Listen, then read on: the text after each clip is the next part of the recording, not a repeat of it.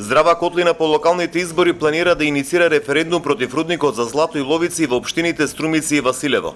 Ова го најави првиот човек на граѓанската иницијатива, на чиј предлог имаше референдумско изјаснување во Босилово и Новосело.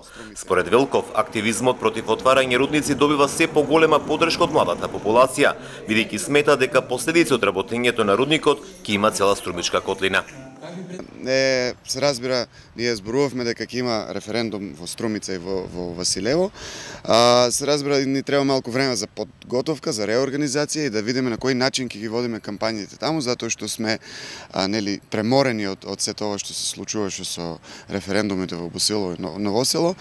Во некој период од месец до два ќе знаеме кога ќе поднесеме барање до најпрво ми се чини дека до општина Струмица и потоа до општина Василево.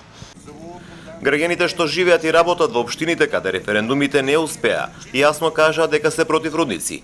Иако цензусот не беше исполнет во Босилово и Новосело, околу 8500 граѓани кажаа не за отварање рудник за злато. Се заканија со блокади и протести.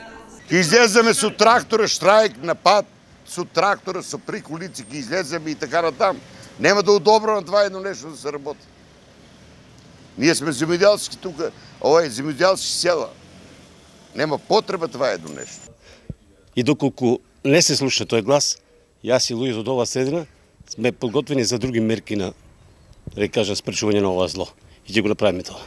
Активистите од Струмичко најавуваат и окрупнување на граѓанскиот фронт од цел југоисток.